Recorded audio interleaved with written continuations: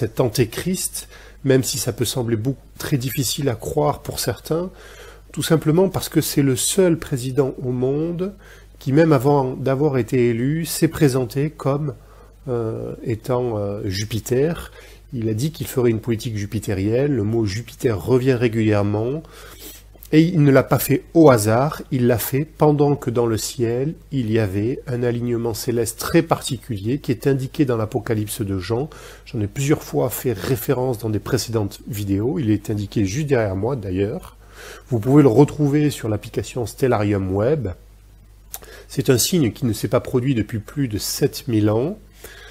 Un signe qui constitue un alignement astronomique d'abord, et de par cet alignement astronomique, le président s'est déclaré, ou plutôt on lui a soufflé de se déclarer comme étant Jupiter, et ceux qui lui ont soufflé n'appartiennent ni à Israël, ni au Christ, ni à l'islam, ni à aucune forme finalement de religiosité. Ce sont de purs matérialistes qui veulent conduire la société vers une 4e révolution industrielle transhumaniste, c'est-à-dire finalement une perversion totale de l'esprit et une négation de toute forme de spiritualité. Le président s'est présenté comme étant Jupiter pendant cet alignement céleste, dont l'aboutissement de cet alignement est arrivé par l'accouchement de la constellation de la Vierge le 23 septembre 2017. Je vous invite à aller vérifier ce signe. Le président français, avant ça, a été élu. Il a été élu, selon les premiers résultats, à 66,6% des voix, ce que Christine Boutin n'a pas manqué de souligner dans un tweet, et elle s'est fait rapidement tacler par les médias mainstream. Je vous rappelle qu'il fait une politique de premier de cordée. Je vous rappelle qu'il s'est présenté devant le Louvre en faisant un signe maçonnique. Je vous rappelle que cet individu a fait la une du Time avec des cornes du diable. Je vous rappelle, tout ceci, ces mises en scène sont faites exprès. Ne croyez pas que les gens qui participent à ces mises en scène ne savent pas ce qu'ils sont en train de faire. Ils savent très bien ce qu'ils sont en train de faire. Je vous rappelle également que il a fait de nombreuses références eschatologiques, notamment au Financial Times le 16 avril 2020, dans laquelle il indiquait que la bête de l'événement est là. Je vous rappelle que cet individu a fait la une du Time avec des cornes du diable. Bonjour à tous, au cas où vous voudriez voir cette série, j'ai mis le lien dans la section description sous cette vidéo. Je n'y crois pas. D'abord parce qu'on se retournera contre lui pour lui rappeler que depuis 2020, la Californie a un bilan migratoire net négatif. C'est-à-dire qu'il y a 500 000 Californiens qui ont quitté, plus de 500 000 Californiens ont quitté la Californie, qui a de nouveaux arrivants, de nouvelles naissances. Ce qui fait que Bayrou, cet après-midi, dans quelques heures, va tomber. Le président aura décidé s'il nomme une autre à la tête de Matignon, qui est là où réside le premier ministre, avec une question, cette personne sera-t-elle capable de former un gouvernement? Est-ce qu'on pourra avoir un budget qui va être voté? Mais c'est parce qu'en conclusion, c'est que tu nous décrivais au cours des dernières semaines la France un peu comme la Grèce il y a quelques années. Fiscalement, au niveau de la dette. Mais à mon avis, cette situation-là est amplifiée à partir du moment où tu n'es plus capable de former un gouvernement stable, là, voilà, qui s'installe aux affaires, puis qui prend le crayon, puis qui fait un budget. Et moi, je vais te dire, je trouve que c'est... bon, là, on est rendu, évidemment, la France, comme tous les pays du monde, avec plus de partis politiques. Autrefois, il y avait 2 partis, 3 partis. Là, ils sont rendus à 5, 6. Mais on a l'impression qu'il y a vraiment plus de partisanerie. Là, il fut une époque où, dans des grands moments, là, on faisait des discours très solennels. Les gens se ralliaient à une certaine cause qui était plus grande que les partis. Ça n'existe plus. C'est la partisanerie pure. Là. Tout le monde travaille pour sa boutique. Tout le monde n'en a que pour son petit parti, ses électeurs. Mais c'est souvent des partis qui représentent 4, 5, 6 10 des électeurs, avec en face une force politique qui, elle, est imperturbable dans les sondages, le Rassemblement national, qui appelle à la dissolution. C'est-à-dire, on repart à zéro, on fait des élections. Eux, ils veulent faire tomber Macron. Ils veulent faire tomber Macron, mais ils veulent surtout avoir des élections qui leur permettraient peut-être de se glisser eux le pensent, avoir un gouvernement majoritaire, donc un socle du Rassemblement national pour gouverner jusqu'au présidentiel en 2027. Tu parlais de la Grèce. La nuance importante, c'est que les Français sont proportionnellement beaucoup plus riches et ils sont beaucoup mieux taxés. L'impôt en France, ça fonctionne. C'est ce qui fait qu'on prête encore aux Français. Et l'épargne en France, c'est un des pays les plus riches. C'est 6 400 milliards de dollars. Alors, évidemment, c'est un sujet dont on ne parle jamais. Donc, le gouvernement est endetté, mais... Les Français sont riches et ils épargnent. Et je te rappelle ce qui s'est passé à une micro-échelle à Chypre, petite île, quand il y a eu une crise financière, un matin, un lundi, les Chypriotes se sont réveillés en apprenant qu'une partie de ce qui était dans leur compte était gelée et saisie par le gouvernement. Je ne te dis pas que c'est ce qui va arriver en France. Je ne sais pas si tu te souviens de ça. Donc, c'était si tu as plus de 100 000 euros à la banque, ben, il y avait une petite taxe involontaire. Tu te faisais raser de, je ne me rappelle pas, je parle de mémoire, 10, 15, 20 %. Donc, il y avait une ponction qui était prise directement sur ton épargne, sur ton compte, par le gouvernement. C'est de l'extorsion, littéralement. Ça a permis à Chypre d'éviter d'être probablement sous la tutelle du FMI. Il y a peu de chances que ça se passe en France, mais tu as des revenus, tu as une capacité de taxer qui n'était pas celle de la Grèce. Donc, quand on fait le parallèle, oui, s'il y en a un, c'est l'instabilité politique. Et là, on rentre vraiment dans un scénario qu'on n'a pas vu. La Ve République en France, quand le général de Gaulle l'a imposé à la fin des années 50, c'était pour justement avoir un axe autoritaire vertical. Le pouvoir venait d'en haut. Il n'y a plus de pouvoir qui vient d'en haut. Et ils ne sont pas capables à l'horizontale de s'entendre à l'Assemblée nationale. 5e gouvernement en moins de 2 ans, ça ressemble à des gouvernements comme par exemple en Italie.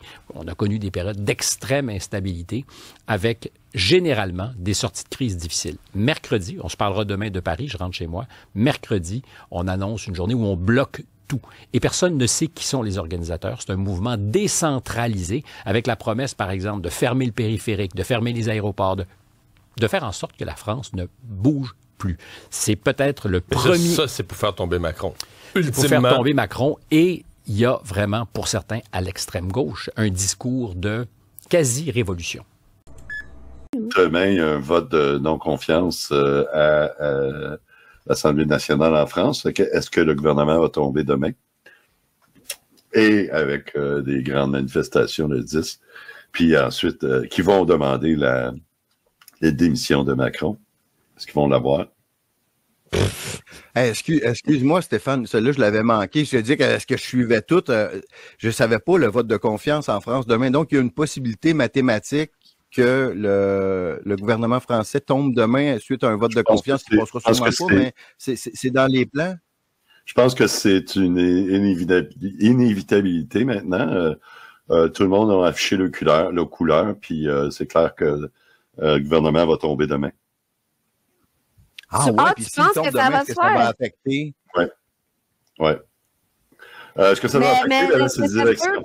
Si il tombait vraiment, ça doit être parce que c'est ça qui était voulu et planifié. Ouais. Ça m'étonnerait que ça soit un accident. C'est pas un accident. C'est clair, toutes les parties se mettent ensemble pour faire tomber ce gouvernement-là. Puis de toute façon, on le sait depuis un an, l'année passée, quand le gouvernement avait tombé, on savait qu'ils peuvent pas le refaire tomber une deuxième fois avant une échéance d'1 an. Puis là, on est arrivé à cette échéance-là d'1 an. Fait que là, automatiquement, ils vont le faire tomber, le gouvernement. Puis là, la grande question, c'est pas s'ils vont faire tomber le gouvernement, c'est est-ce que Macron va démissionner à la suite? Parce que là, ça fait 3, 4 gouvernements là, qui tombent, là. Fait que, j'ai hâte de voir comment ça va se passer là-bas. Salut tout le monde, Ben Garneau à l'appareil. J'ai quelques extraits vidéo à vous présenter et je devrais ajouter un court commentaire. Bon, voici le premier extrait vidéo. Il remet Comment est-ce que tu peux affirmer ça, Mike Borowski? Quelle nullité ça fait? J'ai même pas de mots. Pour moi, c'est... Ben voyons donc, quelle nullité. Mais de quel droit peut-il traiter quelqu'un de nul? On travaille tous pour la même cause, on est tous des soldats digitaux. Depuis quand des alliés tirent sur d'autres alliés? Je comprends pas. Ça me fait vraiment questionner, sans aucun argument de fond, les motivations de Mike Borowski. Je suis désolé de faire ça, une quenelle d'or, exactement. Tiens, Mike Borowski, une quenelle d'or. Bon, un autre extrait vidéo. Risque zéro. Même chose avec les frappes contre la Syrie. Quand j'ai fait ce web journal-là, les gens disaient genre c'est le début de la Troisième Guerre mondiale. Et toutes les avatars subséquents de C'est le début de la Troisième Guerre mondiale, Alexis, quand les Abrams sont rentrés en Ukraine. C'est le début de la Troisième Guerre mondiale. Ben, c'est risque zéro. C'est risque zéro. Même chose avec les frappes contre l'Iran. Les États-Unis sont entrés en guerre, Alexis. C'est le début de la Troisième Guerre mondiale. Salim Laibi, là. Oh. Soleimani, c'est le début de la Troisième Guerre mondiale. Risque zéro. Risque zéro. Kim Jong-un, risque zéro. Ukraine, risque zéro. Risque zéro. Donc, voilà, c'est ça. C'est le... Bon, autour de Salim Laibi maintenant. Ben, il a droit à son opinion comme tout le monde. Moi aussi, je pense que d'ici à 5 ans, on est en risque d'avoir une guerre de grande envergure. Bon, on verra qui a raison finalement.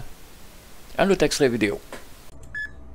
Si on n'était pas là pour éclairer les lanternes, j'ai tellement l'impression des fois, malgré le fait que c'est du pugilat, là, tu sais, c'est comme, je me fais tellement insulter sur Twitter, là, c'est comme, les gens, ils disent, ça excite un ton, je l'ai déjà expliqué ça. À la fin de la journée, ça fait comme, tu sais, c'est littéralement comme dans Cyrano de Bergerac, là. Ça fait, tu sais, tu te bats littéralement contre 100 personnes avec des tweets, là. C'est comme, ting, ting, ting, c'est comme, rappelez-vous de Depardieu dans Cyrano de Bergerac avec le gros pif. D'ailleurs, j'ai comme le profil de l'emploi.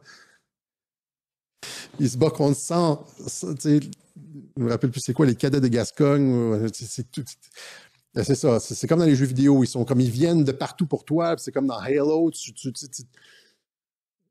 à la fin, t'es juste comme, c'est sec, oui, non, non. Puis des fois, il y a peut-être des personnes, je m'en excuse, il y a des personnes, des fois, qui disent peut-être un commentaire qui est comme positif, puis je le prends mal, puis généralement, si on me dit t'as mal interprété ce que je voulais dire, généralement tout de suite je règle ça. Je m'excuse puis je règle ça.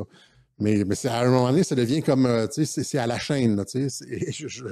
Mais c'est ça, c'est que c'est nécessaire. Si on fait pas ce travail, il y a personne qui veut le faire. Il y a personne qui veut se remonter les manches puis aller dans le cambouis puis tu sais dénoncer ce qu'on doit dénoncer. Il y a un coût à ça. Il y a un coût sur la santé. Il y a un coût sur tu sais, surtout sur même la réputation. Il y a souvent des gens qui n'aiment pas ça, et donc, mais il faut le faire, et puis c'est ça, j'ai l'impression au niveau de l'information aussi, c'est ça, qu'on éclaire vraiment les lanternes, puis qu'on change les mentalités, puis que beaucoup des personnes, beaucoup d'influenceurs nous écoutent, puis après ça reprennent nos idées, puis on rectifie sur certaines choses, on éclaire, pas juste les auditeurs, les influenceurs, etc. Et c'est un travail important à Radio-Québec, on a besoin de votre soutien pour ça. On a besoin de votre soutien. Non seulement votre soutien aussi, quand on a justement ces matchs d'épée sur Twitter, on apprécie le soutien des personnes qui viennent argumenter avec nous, ça c'est bien. Les personnes qui partagent nos vidéos, c'est super. Puis le soutien financier, c'est essentiel. Voilà. Et donc, pensez à nous. Les gens disent, regarde comment tu réponds, et après ça, tu te plains que tu perds tu perds du financement, ou bien genre, tu réponds comme ça, tu vas perdre mon financement. Il y en a plein comme ça. Je dis, moi, je fonctionne pas du tout comme ça. Le chantage au financement, ça fonctionne pas. Généralement, ça me donne envie d'argumenter encore plus. Mais c'est ça. Et donc, en espérant que ceux qui apprécient le Web Journal de Radio-Québec, on parle toujours il y a des gens qui nous font des dons réguliers, des gens qui font des dons occasionnels, puis il y a des gens qui écoutent. Donc, Alexis perd de l'audience et du financement. Je vais faire comme si je parlais à Alexis, tout simplement, c'est le meilleur moyen. Ben oui, mais tu scores dans ton propre but. Je veux dire, chacun a droit à son opinion. On est tous des lanceurs d'alerte, on est tous des soldats digitaux. On combat tous pour la même cause. On n'a pas d'affaire à se tirer l'un sur l'autre. On travaille ensemble. Quand quelqu'un te contredit, quand quelqu'un a une opinion qui ne fait pas ton affaire, laisse faire. Je veux dire, c'est à l'auditeur, c'est à celui qui regarde la vidéo de voir si l'argument est bon ou non, tout simplement. Mais il ne va pas traiter les autres d'idiots ou d'incompétents. Bombec Borowski, Salim Laibi, ça a été Pierre Hilard, après ça, ça a été Jean-Dominique Michel. Tu dis que tu es intéressé à faire du pigilat contre les autres lanceurs d'alerte? Ah non, plus tu vas persister comme ça, plus tu vas perdre de l'audience et du financement. C'est normal, on est supposé travailler ensemble. Je vais vous présenter une petite dernière vidéo qui va un peu dans le même sens de ce que je viens de dire. Il n'y avait plus la motivation de continuer. Lui, il dit vraiment tout ce qui passe par la tête, puis il n'y a rien qui... c'est pour ça qu'on l'aime, il est super franc, mais là, il se trouve dans une position où il se considérait qu'il se faisait attaquer de tout bord, tout côté, de tous les côtés. Allô? Le monde Qu'est-ce qui se passe? Oui, aussi toi, mais oui, un peu à ton... Oui, effectivement, un peu dans le même genre. Je sais ce petit Albert, là. Okay. Si tu penses pas comme le narratif résistant, là, tu te fais attaquer par les normies, tu te fais attaquer contre ton propre écosystème, puis je disais ça juste avant qu'on commence l'émission à Stéphane. Je me fais attaquer de tout bord, de tout côté. Moi, je m'en fous qu'on me déteste. Je dis tout ce que je pense sans filtre parce que ça change rien, finalement. Moi, j'ai tout fait pour essayer de le garder, puis il va revenir. Faut arrêter ça. Faut arrêter ça. Tu parlais que tu... Fais-toi une grosse salade. Puis Stéphane, touche pas à l'argent. Ah oui, ben... Danny, toi, t'es mon chum. Merci, Denis. Hey, que se passe si tu parlais qu'on était tendre dans les débuts? Ben là, c'est ça qu'on est en train de faire. Mais aujourd'hui, on a une grosse émission. Puis nous autres, tu sais comment on fonctionne. Ben oui, on met de la chicane, puis après, c'est le fun quand vous vous chicanez. Moi, c'est ça votre concept. Moi, ça, j'ai compris.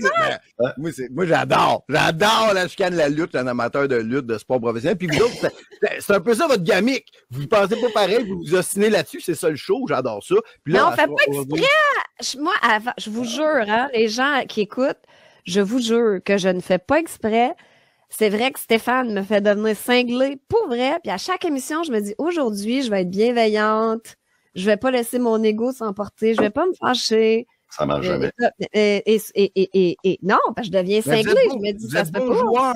Vous tombez jamais assez bas pour vous insulter ou, tu sais, des grosses chicanes, là. Peut-être que c'est déjà arrivé, là, mais tu sais, quand vous regardez ça, vous vous ostinez quand même avec le sourire, puis vous vous tirez à la pipe, puis l'autre, il est pas plus fâché de ça. Puis ça, c'est une excellente attitude qu'on devrait plus souvent, plus de monde avoir, parce qu'il y en a qui sont un peu trop susceptibles, hein.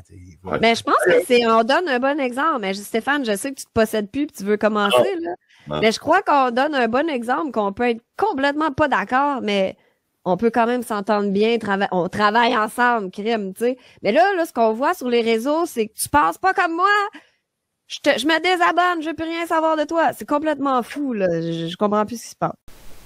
Bon, la situation est tellement simple. Pourtant, on est tous des lanceurs d'alerte, on est tous des soldats digitaux, on travaille tous pour la même cause.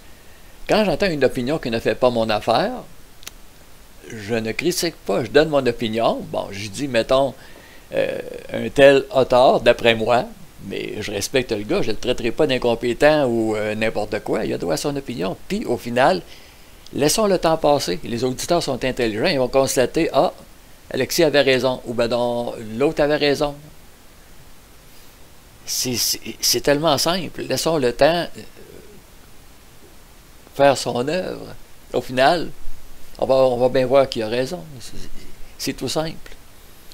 Voilà, c'est tout pour cette vidéo. Ben Garneau ici qui vous dit merci, portez-vous bien et à la prochaine.